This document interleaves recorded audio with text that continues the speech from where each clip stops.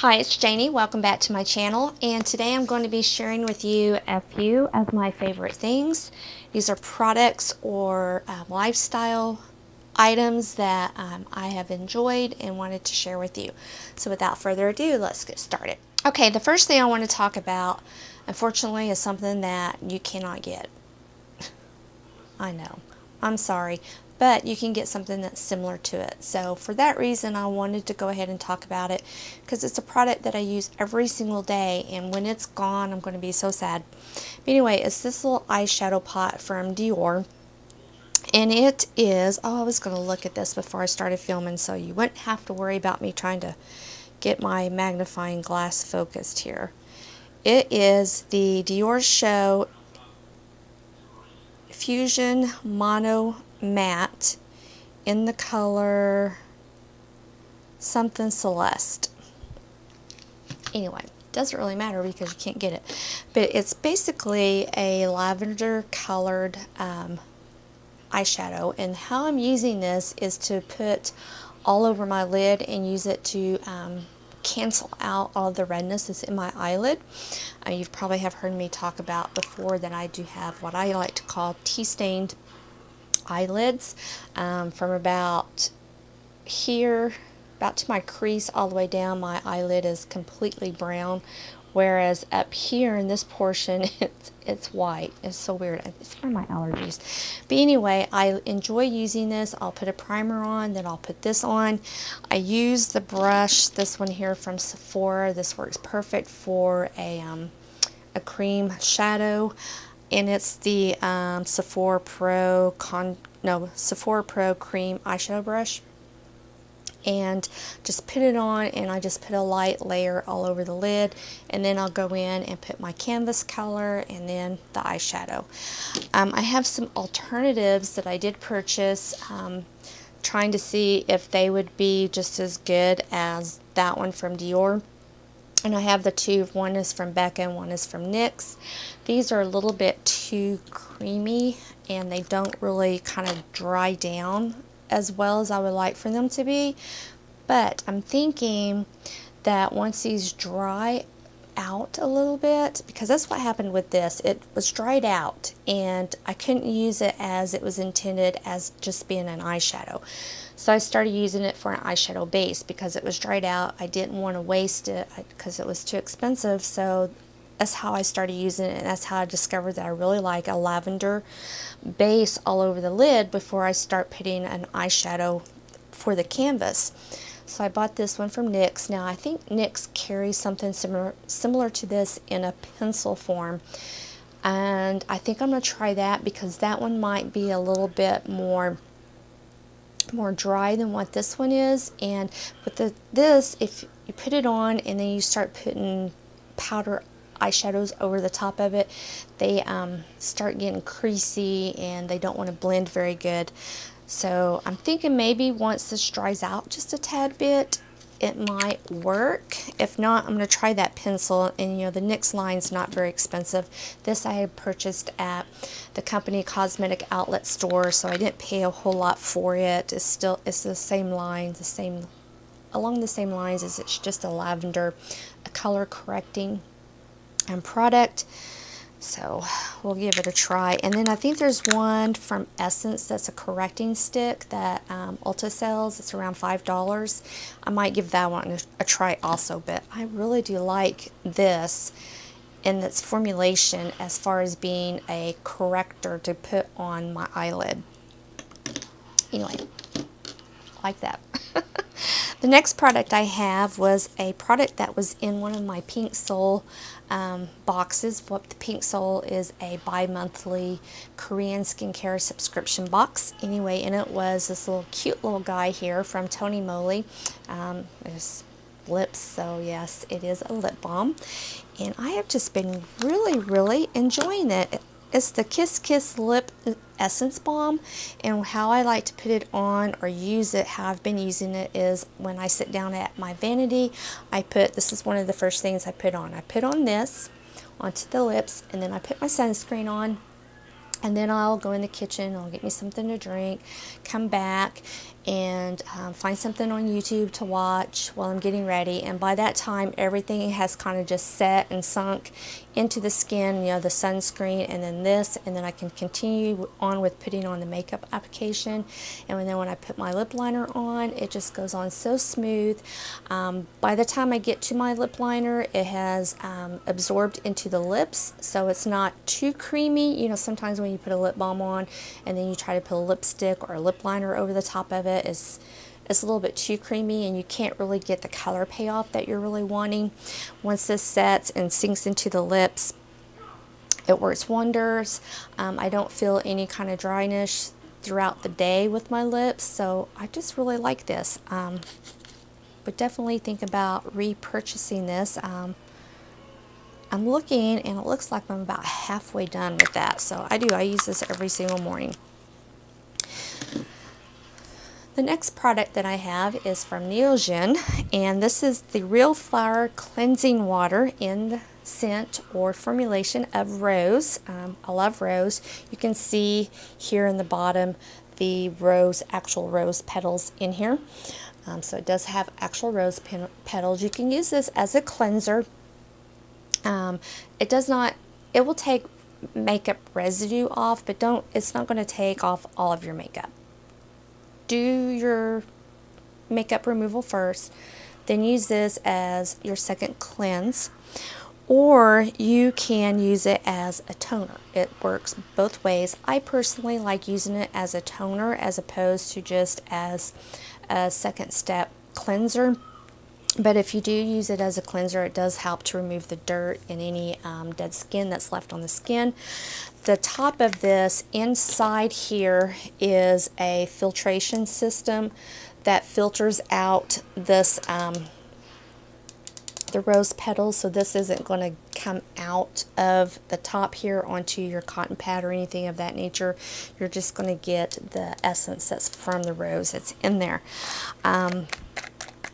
It's very soothing, it's hydrating. It's definitely for normal to dry skin. If you have oily skin, I think there's a tea tree one that you might want to check out.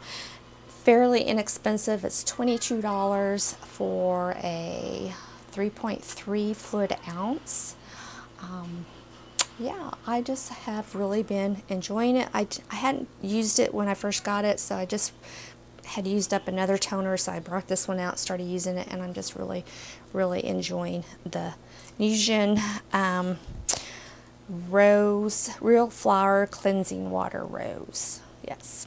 So, and I think I ordered that off of, well, either Soko Glam or Wish Trend. Those are pretty much the two Korean skincare websites that I order from. Well, there's three. There's Peach and Lily, Soko Glam, and Wish Trend. So, okay, now we're going to kind of get into a little bit of lifestyle favorites. But before I get into all that, I need to get a drink. I'm about to die of thirst. My husband and I have been watching what we eat, and one of the things that we've been doing is really trying to cut out added salt onto our foods. So like when we go and eat or at home, I don't cook with salt and we don't add salt. Anyway, yesterday we went to the movie and we had popcorn. My husband's like, I'm gonna put salt on it and we're gonna get better on it this time. Kind of the weekends is a little bit of a free day for us. So I'm like, okay, and it seemed like today, being Sunday, the following day, I am so thirsty and parched, and I just feel like that salt, because he put a little bit too much on there, but anyway, I just feel like it has just completely sucked all of the moisture out of me. And I'm swelled up from it, and anyway, normally I would never have noticed that. But since we have been 8 weeks in of cutting that type of product out, and then when you have it, after you haven't had it, and then you can definitely see the badness that it caused. And we didn't even really enjoy the popcorn, to be honest with you. Normally we would have ate a whole bucket, if not even a refill on the bucket, but we didn't even get halfway through it. And both of us were just kind of sick, really, because we're not used to having all that. And then we went and ate Chinese food again, it was a splurge day, and the place that we went was, oh, it was so bad. And we used to love to go there and eat, but I don't know, I guess it was just so heavy with, you know, the heavy sauces and the fried foods and everything. And when we got home, I said, you know, thank you for dinner. I appreciate you taking me to dinner. I always thank my husband for taking me out to dinner. My husband works hard, and whenever he takes me out, ever since the kids have been little, they do the same thing. We always thank my husband for providing a meal for us. And I was like, I really thank you, you know, for taking me out to eat and everything. I said, but it was horrible. He's like, I know. He goes, that wasn't good. He goes, how did we ever think that that was good? I'm like, I don't know. But I said, you know, and I'm really mad for the fact that we wasted our free meal, our freebie day, on something that wasn't good. So anyway, yeah, so we won't be going back. Anyway, let me get back on to the favorites. I have some Netflix recommendations that I have watched. One of them being, I did finish up the very last season of Bates Motel. If you have not watched Bates Motel, I very much recommend it, especially if you have always been or been a fan of the movie Psycho. Bates Motel basically tells the story pre-Psycho, I guess, about Norman and how he is raised, the events that happened in his life with him and his mother, how they came about of getting the motel, which I know it's all fiction, but it's really good. And there's a whole, I forget how many seasons there are of it, but I recommend it, definitely. And the guy on there that plays Norman, he plays on the new show called The Good Doctor. His name is Freddie Highmore. He does an outstanding job of playing Norman. And then his mom, Norma, is the actress Vera Farmiga, I don't know how to say it, but she does a really good job. Almost a little bit too good at playing the role of his very eccentric, crazy, psycho mother. Anyway, very good. I recommend it. Another one is The Killing. It is 4 seasons. It's based in Seattle, Washington, and it's basically about these 2 detectives that are trying, you know, to solve these different murders. It has Joel Kinnaman in it, which is off of Suicide Squad. The main character, I don't remember what the name of her was. She was okay. I think he really kind of carried the show, to be honest with you, the series. But I did enjoy watching it. The only thing I didn't like was, I think, the first 3 seasons, I swear, and I know, I guess it does this a lot in Seattle anyway, is rain, but I swear every single day that this was shown, you know, every single scene, it was just like pouring rain. And it never ceased to amaze me how they would be out in the pouring rain, would get into the car and not be soaking wet. Yeah, they very rarely had umbrellas either. I mean, they had jackets, but very rarely umbrellas. But when they would get in the car, they did not appear, for the torrential rain that was going on, they did not appear to be very wet, if any at all. Anyway, and then another one that I just finished watching was called The Sinner. It's 1 season. Oh my gosh, that was a really, really good show. I think it's a newer one that just popped up on Netflix. It has, I can't remember her name. Darn it, and I should have wrote it down. But anyway, it's a lady, a girl, a young mother. You can kind of tell from the beginning that she's got a little of some psycho problems, some mental issues going, and her husband are at a beach, and they're at the lake. It's some kind of holiday, I don't remember which. They're at a lake, and there's a whole bunch of people on the beach, and she's sitting there peeling a pear to give to her son, who is about, I don't know, he's like 1.5, and she just, out of the blue, attacks this guy and stabs him to death and kills him.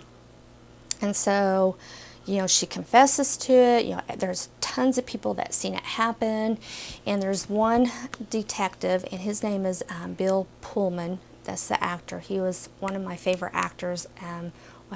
My favorite movie of all time, While You Were Sleeping. But anyway, he's a detective, and he doesn't want to accept the fact that she just snapped for no reason and just randomly picked this person and killed him. He's like, no, there has to be some underlining reason, you know. And so he just kept digging and digging and digging and digging, and every time he would come up with what he thought was the cause, then that would lead to something else. I mean, it was really good. It was definitely a keep you on your toes, keep you on the edge of the seat type of show to watch. So that's called The Sinner. Do recommend that.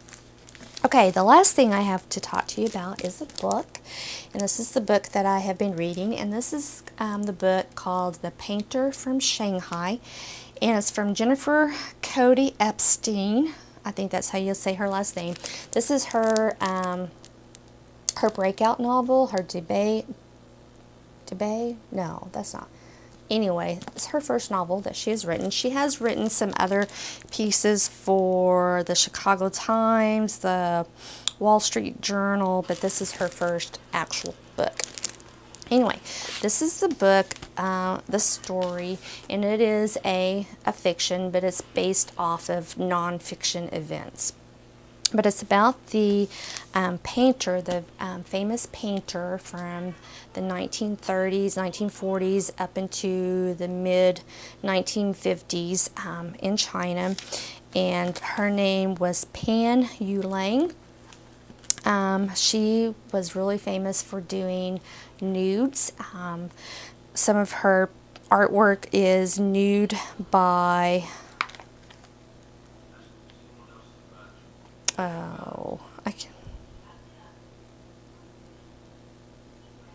like the Bathing Woman. I can't even read my own handwriting. I have my own notes right here. That's what I'm looking at. The Nude by the Window, Woman and Cat, and Bathing Woman. Anyway, when she was a young girl, her parents had died, and so her only living relative was her uncle. And he took her over, and he was addicted to opium. So to support his opium habit, he did sell her to a brothel. And so she was in this brothel and was being trained to be a prostitute. She did become the top girl in this brothel. And she ended up catching the eye of a customs official that had been relocated there. He was there mainly to make sure that people were paying taxes on the imports that was being brought in and exports that were being brought out. Businesses like the brothel house was paying their taxes. Anyway, she caught his eye. He kind of fell in love with her. He ended up buying her out, or paying off her debt to the brothel, and she became his concubine. They moved to Shanghai, and she was able to go to the Shanghai School of Arts. She was probably one of the few women that actually was accepted into the school and studied art. She went to Paris and studied art, and then she came back to Shanghai. And that's when she kind of started doing the nude portraits. She was one of the first women in the country to paint in the Western style, and she was kind of ridiculed. I mean, a lot of the people of that time felt that her paintings and her drawings of naked women was pornography. There was a lot of scandal with it. And needless to say, though, she became very popular. She became very influential, a very well-known artist. But she did go ahead and move back to Paris in the 40s. I think it was the 40s or maybe the 30s, and lived out her life there. She passed away in 1977. But this book just does, she does a really awesome job of just telling the story of this girl and the issues and how difficult it was for her, you know, to be sold into this brothel, and how she ended up surviving the brothel, and you know the fact that this government official, you know, fell in love with her and was able to save her from the brothel, which was really good. He ended up having to pay quite a bit of money to get her out of it, but yeah, it's good. I haven't finished it. I'm about 3/4 of the way done with it, but very interesting. I even liked the style of this writer so much that I went back to the library to see if she had any more books, but this is her only book that she has written. But anyway, whew, I did a lot of talking. I hope that y'all enjoyed, and I'll talk to you soon.